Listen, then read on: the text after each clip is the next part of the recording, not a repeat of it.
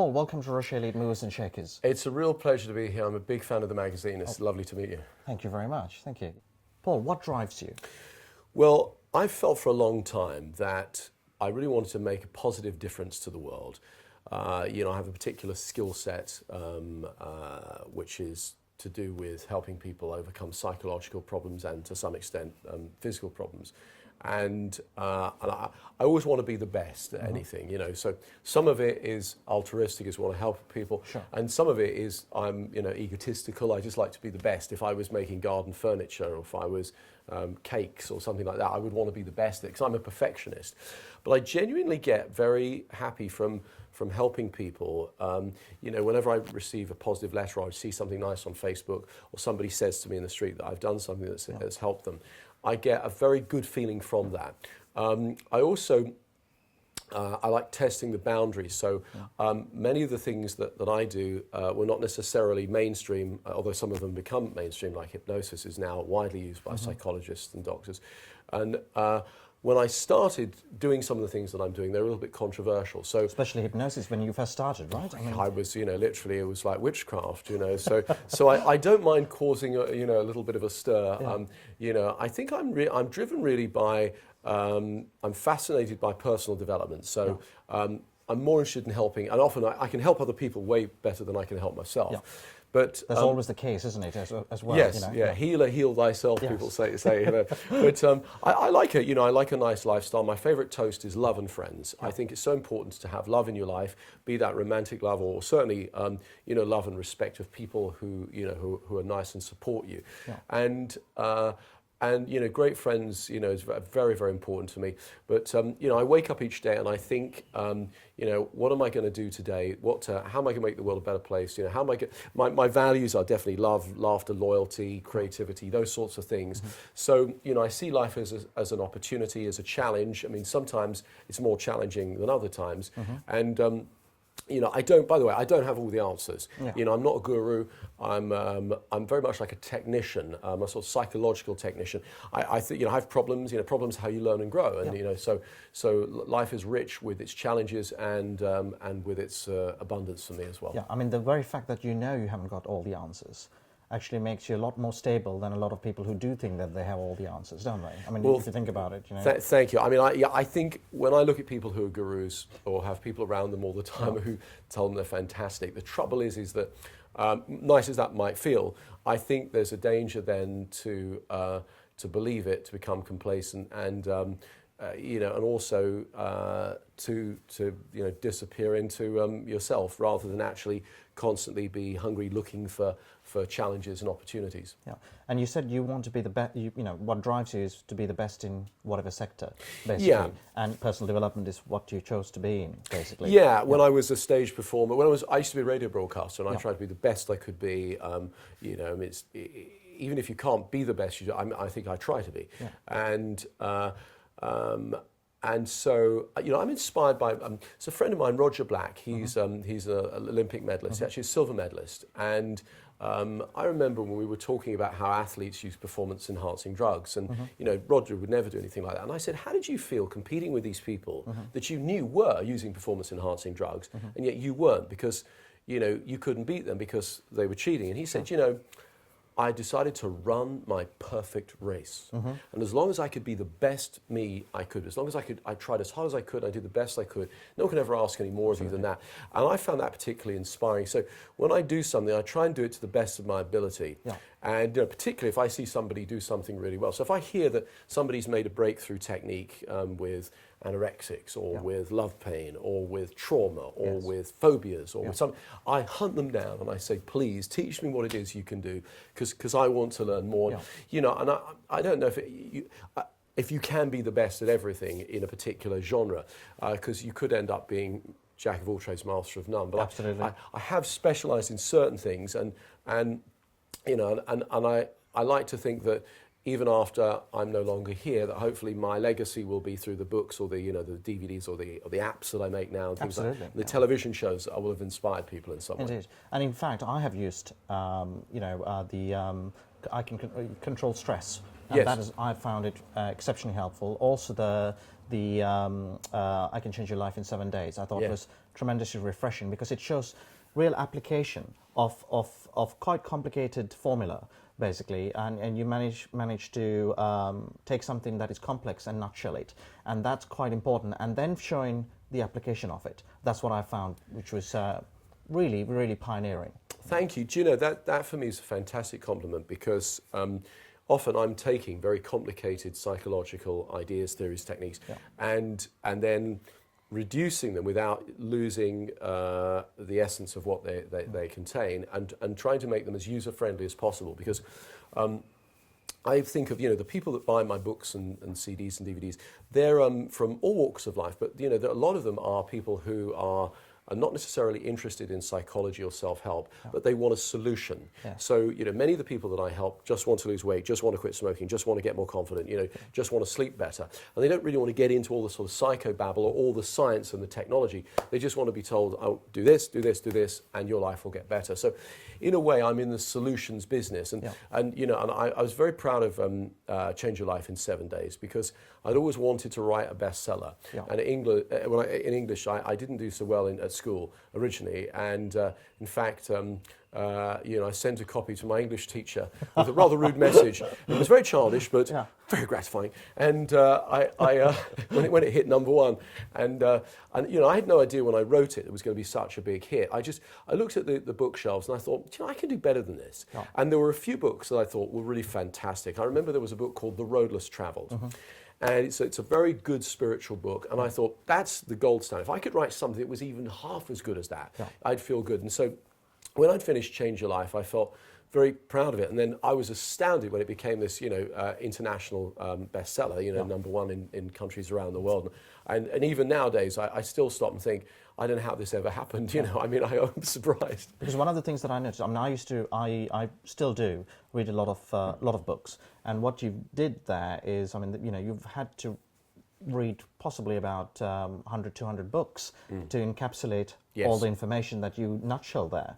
And I think that's what's crucial because no one has no one makes the time essentially to go and find the details and really see what really works and more results oriented. And that's what's great because if you apply it, it would work. Basically, it's simple. It's like success, isn't it? There's a formula, and success leaves clues, basically.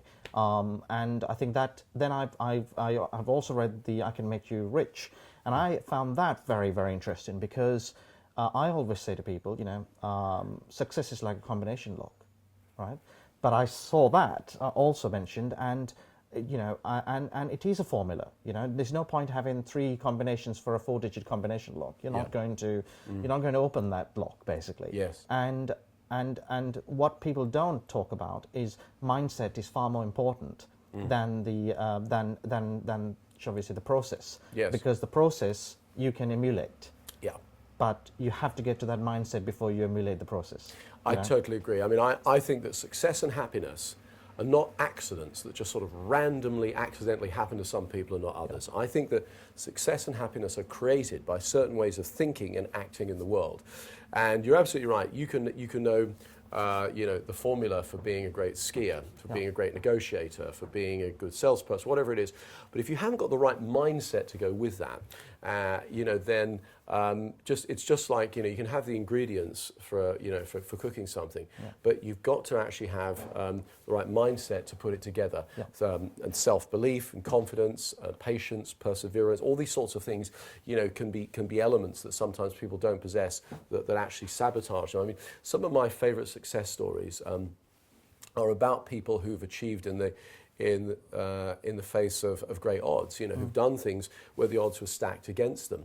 And one of the things I was really intrigued by when I wrote the Rich book was, I first of all, I had access to these. It was just amazing. The moment I decided I committed to doing it, it was as though the universe sort of turned in my favour. And the next night I was sitting next to Anita Roddick at dinner.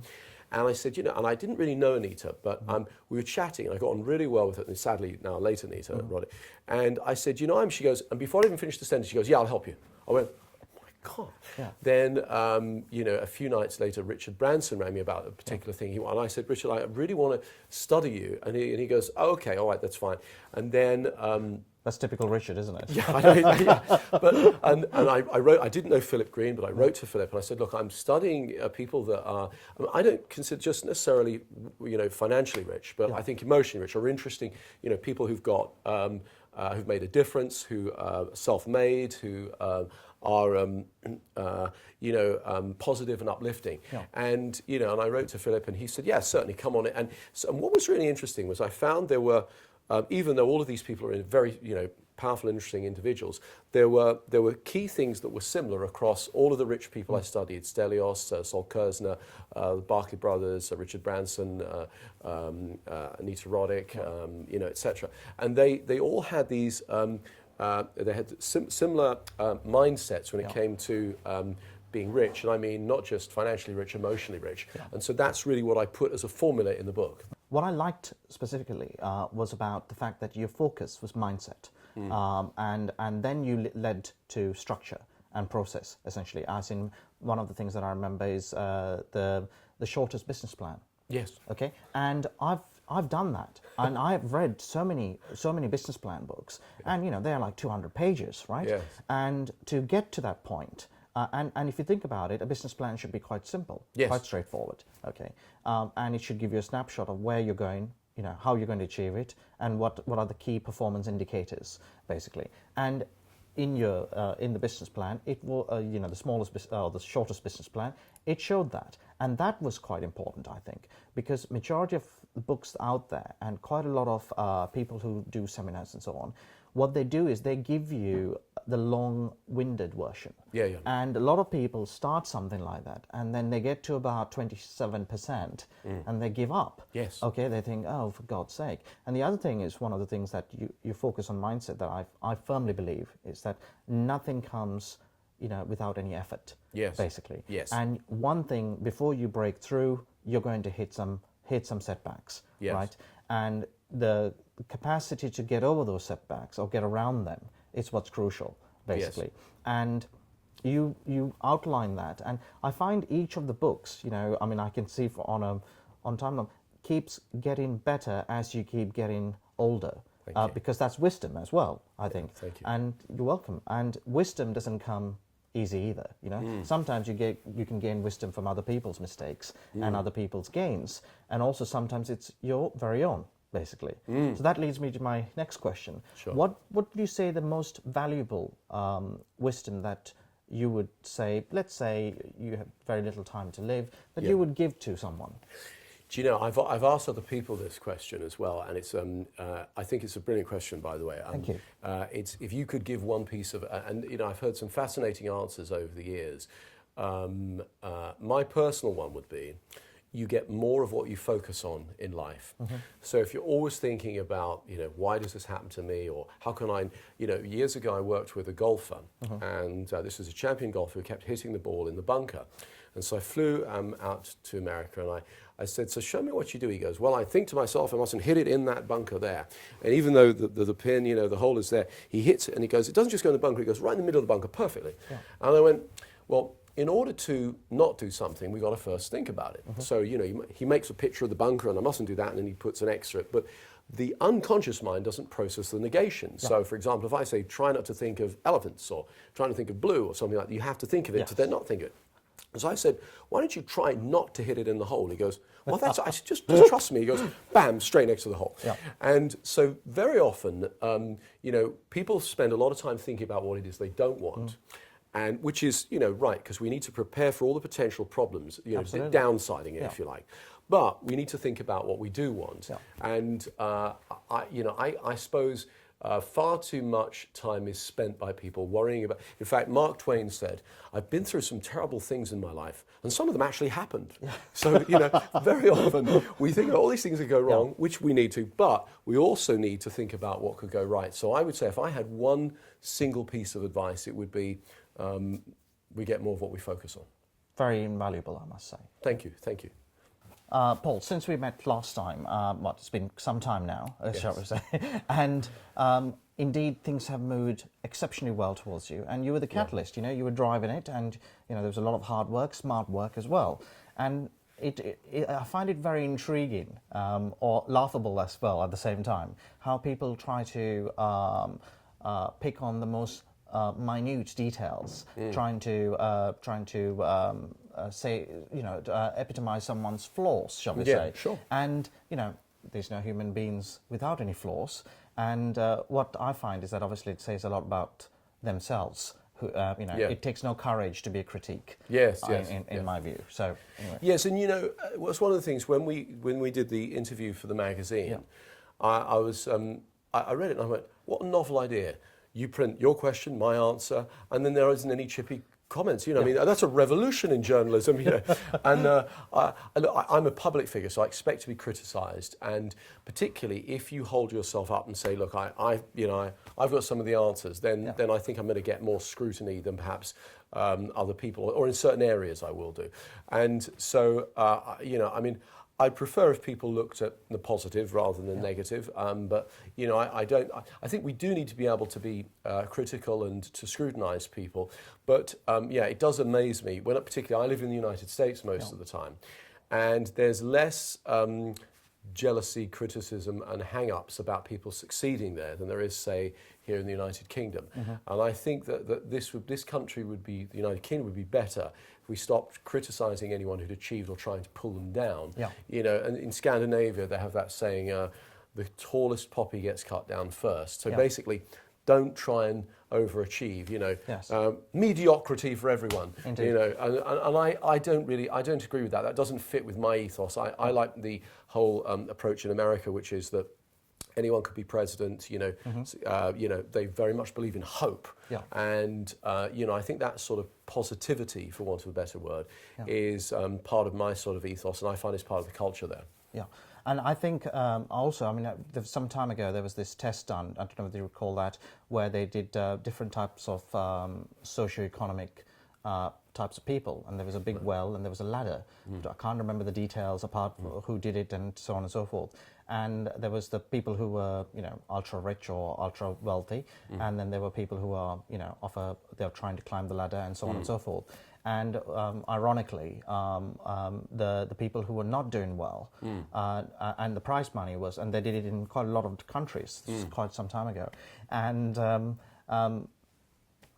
ones that were not doing very well basically couldn't climb the ladder and get out of the well, because the people around them were pulling them down. Whereas the ones who were already successful basically let the other person go, essentially, and they shared the prize money. Yes. And doesn't that say something? You know, because you know, in life there's of course ups and downs, basically. Yeah. Well, do you know, there's a similar experiment that was done in America where people were told, you get $100,000 a year, and your friends get 50.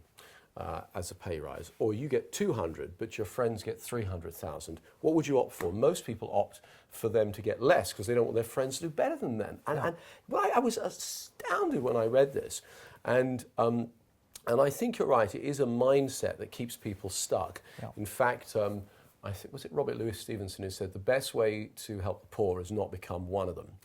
And so when I'm watching an interview on television, I saw the other night a footballer has just been, you know, traded for £85 million, and somebody was saying how it was obscene and immoral, and I went, why is it? Because that means there's more money, more wealth in the world. Money's like oil in the machine that keeps it going round. So this is a symbol that there's greater wealth. At one time there was no money, there was no wealth, there was no nothing. Now look how much there is. And so if I create a product or a service, or you do, and I get it out there to more and more people, then there's more for everyone. This is one of the great things about the internet. It's meant that, you know, it's possible for people to have a voice, to become a distributor. It's, you know, it really, Bob Geldof said to me the other day, he said, it's creating more democracy.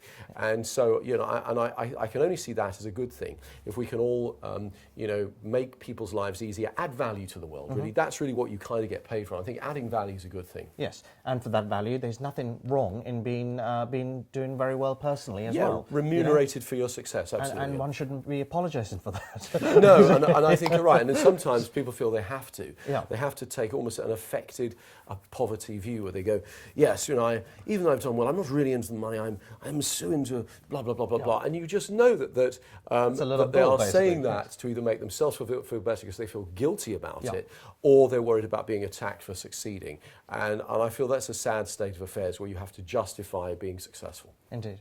So, Paul, what are you passionate about at the moment?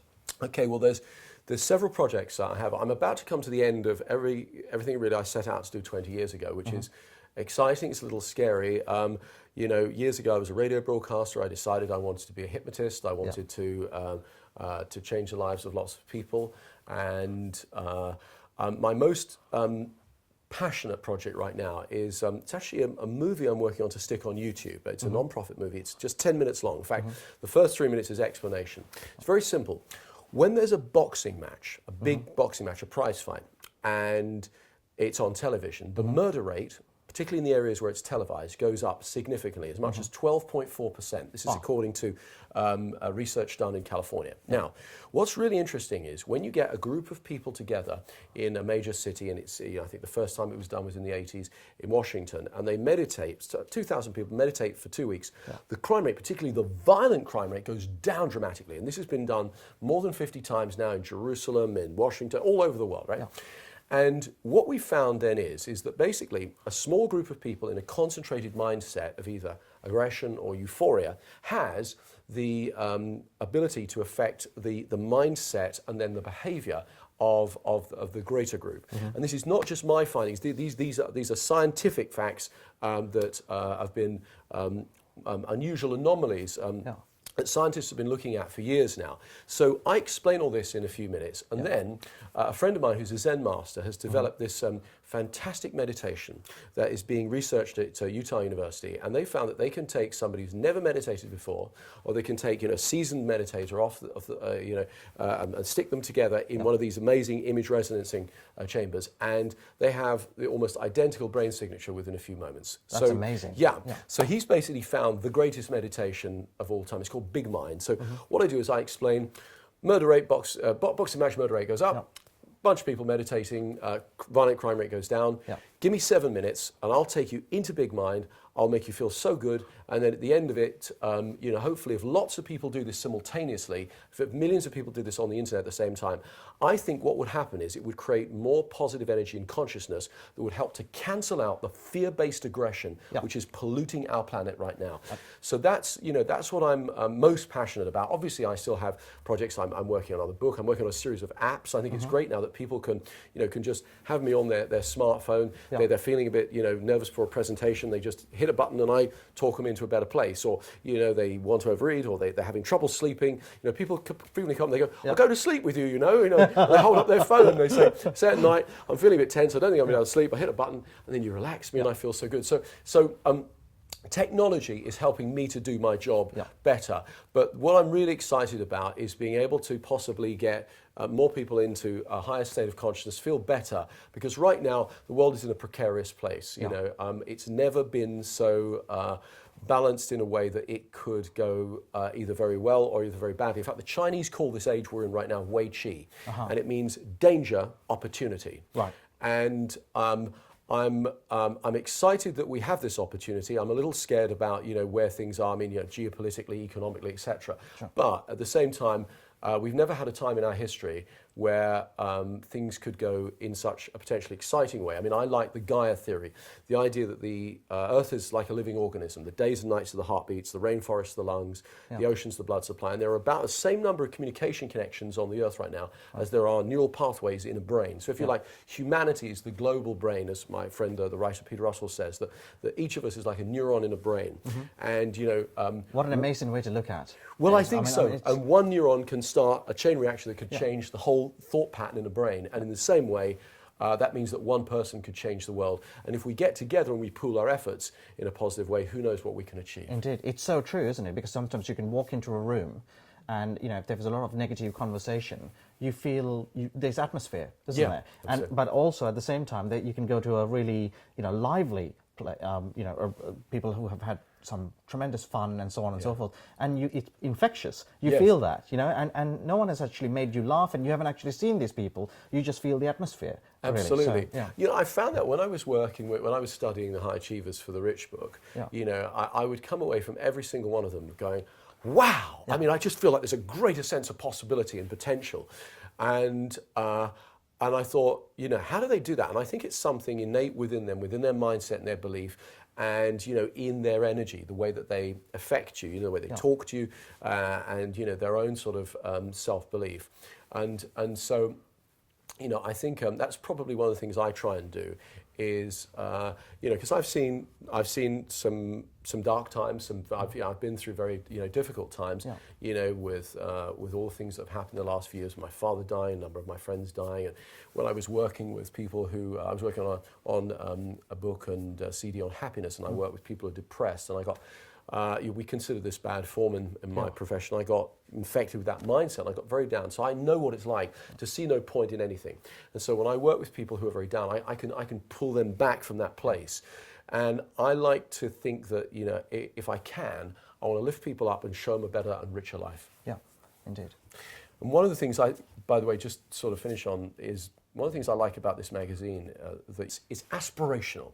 Now, if I want some doom and gloom, I can go and buy, some awful tabloid and sit there and, and read about how terrible the world is, And again, what I like about it is it's not a chippy sort of. It's an intelligent debate about it, and a lot of people will. I mean, particularly the people who read this will go, yes, or will look at your magazine and go, yeah. I mean, I'm not the only one who feels that, And because at the moment.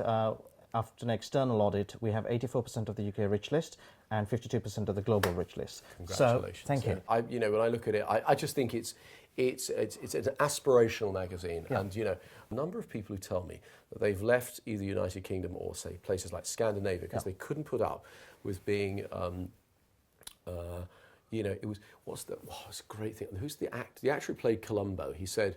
Playing Columbo was like, if you were being interrogated by Columbo, it was like being pecked to death by a duck, which is hilarious, isn't it? I think if you're constantly being criticised, even if it's only a small way, it's got that same feeling of, in the end, you just go, oh, for God's sake, Don't you feel there's this little comments being made, and there's underlying current, isn't there? Yes. Like the comments like, all right for some. All right for some, or fat cats, filthy rich. And the word, if you look at, when we're bringing children up, for example, I think one of the worst thing to do is just talk, you have a terrible view of money because people say, stinking rich, filthy rich, okay, and yet people always grumble about not having enough money. Yes. But the people who do have money basically are hounded as filthy and stinking, right? But you're giving a mixed message there. So the message I think it's saying is that you need money, but you can't have too much money because it's very bad, And when you have that, then you have a society that's basically, because it's fed into your psyche, obviously. Yes. You start feeling a bit ghastly about doing very well. Absolutely. In fact, people say to me from time to time, they'll go, it says in the Bible, money's the root of all evil. And I say, actually, it doesn't. What it says is the love of money. Yeah. So if you treat money as a commodity and you try and hoard it, rather than you use it to enrich your life, then I think, obviously, you would end up in a place where you might have a lot of bits of green paper, but no real value. You might know the price of everything, the value of nothing. That sort of mindset is where you'd end up. And so, for example, what Bill and Melinda are doing, with the Gates Foundation. Fantastic. They're single-handedly trying to wipe out malaria. Essentially, now there's someone who's made so much money and yet.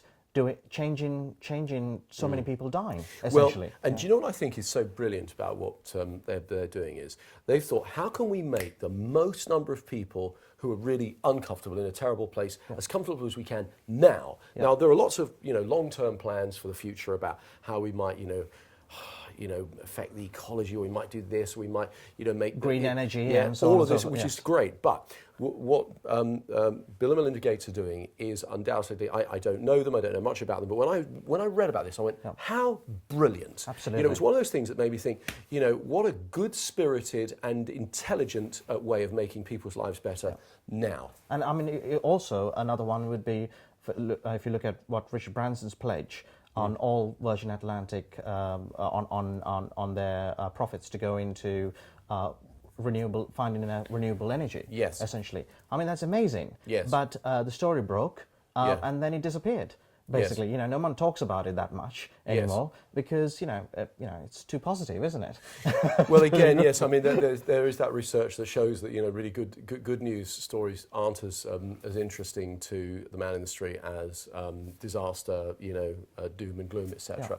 But yeah, there are a lot of people who've taken that. I can never pronounce this word very well. Philanthropic approach. I was doing a talk a few years ago, and Ted Turner was doing the talk before me. Mm-hmm. And there's somebody who has taken himself out of the race to be one of the richest people in the world and given a large proportion of his money away. There are industrialists and great achievers through history who've made fortunes and then given it back to society to create a richer world. And I think that says something about you as a person if you do. But ultimately, I think it all comes back to you. I mean, it was Gandhi who, one of my favourite sayings is, "My life is my message." Mm-hmm.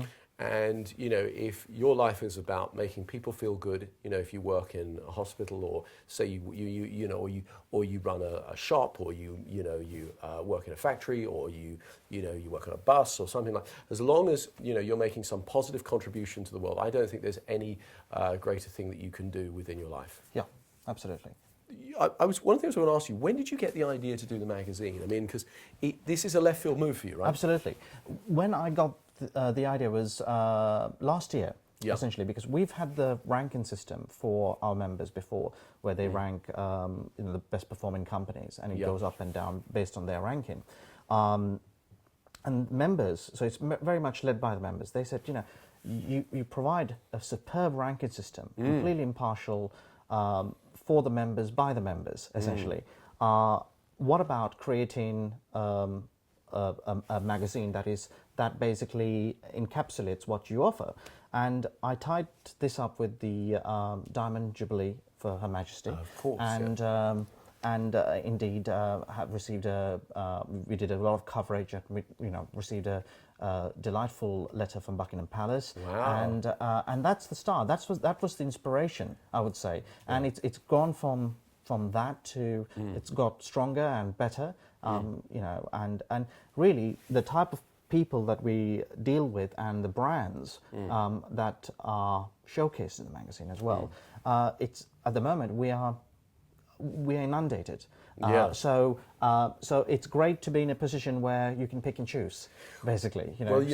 I think there's a need for more of these kinds of magazines, which are aspirational, uplifting, positive, show people what they can achieve, celebrate abundance and wealth. Instead of, we've got plenty of tabloids, that are icon knocking, and full of doom and gloom and reinforcing, prejudice to some extent, I think. Yeah. Whereas I think this is positivity in a magazine, and also now, of course, in this modern era we live, it's not just the printed word. People actually want to see, so doing this interview with you today, and spending time and actually being able to speak in this sort of very candid way, is a pleasure. Yeah, absolutely. Likewise, and it's a pleasure because we can actually be quite genuine about things rather than go into some sort of agenda. We can be ourselves. Yeah, I feel less on guard than I would be if I was being interviewed by a British tabloid, I can assure you. Indeed. This magazine says, it's about lifestyle. One of my favourite movies is the remake of the Thomas Crown Affair.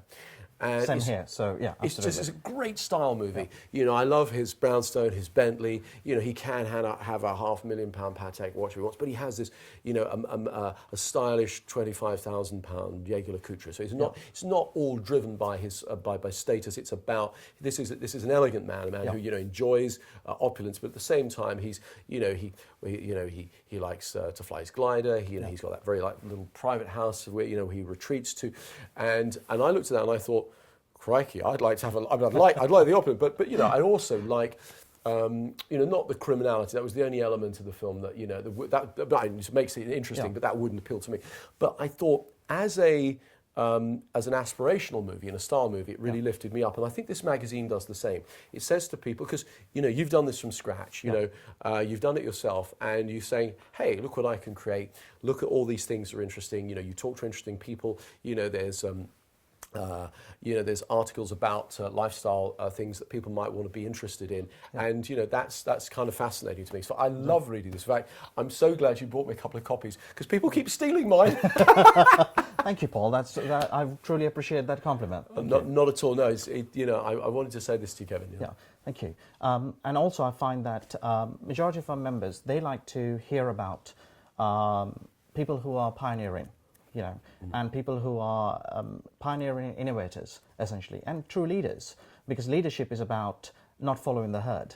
Leadership is about doing something that is new, sometimes even something that's not so new, but, you know, take all the knowledge that there is around, and you certainly have done that exceptionally well. So thank you. I mean, I feel to some extent I stand on the shoulder of giants. I mean, you know, a lot of the things that I do, the techniques I use are the techniques of other people. I use things like NLP, which created, you know, I use the techniques of my friend Richard Bandler.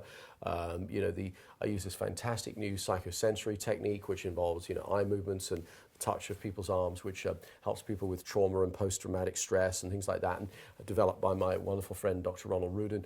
And so very often what I do is I take other people's work and I try and make it as user-friendly, as accessible as possible. And you know, I think they're the real pioneers, and I just feel I'm so happy to be along for the ride. Indeed, yes. Paul, what relaxes you the most? Well, do you know, it does depend. I mean, one of the things I really love to do is sit by the fireside with my dog Bentley. He's a Great Dane, a glass of wine and a good book, or I like a nice movie. Actually, I quite like a hot and sunny place. You know, I suppose being with friends. I mean, years ago when I was younger, I used to love nightclubs. Now, you know, fun, but I think maybe I'm getting old. I actually now think, I was in a club the other night with some friends. I was thinking, when's this place going to close? I want to go home, sit down, have a glass of wine, and a conversation. Precisely. You know, I mean, this conversation now is inspiring, but also it's kind of relaxing, because, you know, it's nice and fun. So, I mean, I really like to spend time with interesting people. I mean, I do meditate. I use techniques like Big Mind, or I use NLP. My other forms of relaxation involve some chasse à Montrachet. But apart from that, you know, I mean, I just do what anyone else does. You know, you know, sometimes I get in, I'm tired, I'm watching TV, and I fall asleep in front of the TV. I find that rather relaxing. You know? Paul, it's been refreshing and it's been a pleasure. Thank you for your time. Thank you. I really enjoyed it. God bless.